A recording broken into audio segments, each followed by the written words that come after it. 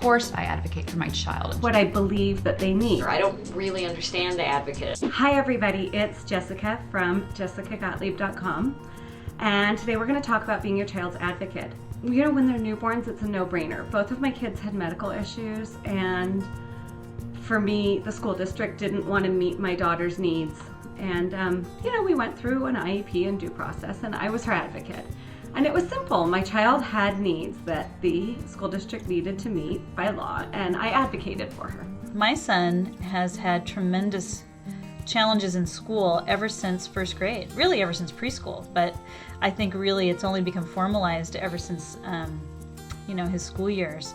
And we too have gone through the IEP process. And for those of you who don't know what that is, it's an individualized education plan. It allows for kids with disabilities, whether they're learning disabilities or other issues, to have, supposedly, the goal is for them to have an education that addresses those disabilities. I've never really thought about, am I my child's advocate?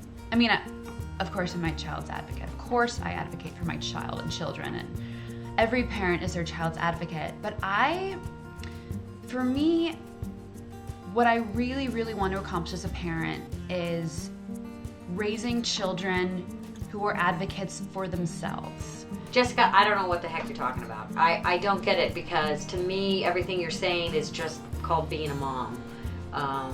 Unless you're like, there's a health crisis and you're going to be like Shirley MacLaine in that scene from Terms of Endearment. Give my daughter her medicine! Give my daughter her medicine! Like that kind of advocating.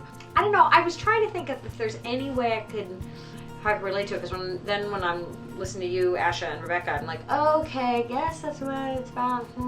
What I'm learning now is to advocate for my children in a way that's good for them, not in a way that I think is good for them, and not what I think that they want, what I believe that they need. Sometimes advocating for your child means getting them into a good school. I'm not willing to do anything and everything it takes to get my kids into the best schools. I'm just not. I'm very much, I do what I can.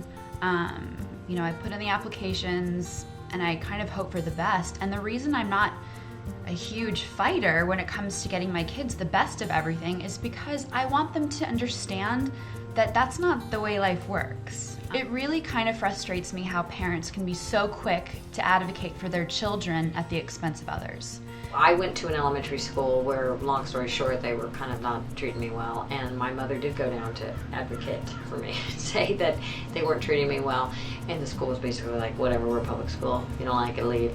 My son started at public school, transferred to another public school, then went to a private school, and we have, in the last couple of weeks, pulled him out of that private school and are actually homeschooling him, which is, I can't even tell you what a huge change that is, something that has never been on my radar before, but my advocating for him has really taken a very different form than I ever thought that it would. Jessica, you hit on this yourself, that you're trying to advocate for them for what they need. And I know that's what we're trying to do. Being my children's advocate means keeping them out of harm's way, presenting them opportunities, and giving them the opportunity to be liked by other people. That's a huge thing. You can't trample on other kids for your kid and still end up with your kid having a good life, because I promise you, they're getting invited nowhere.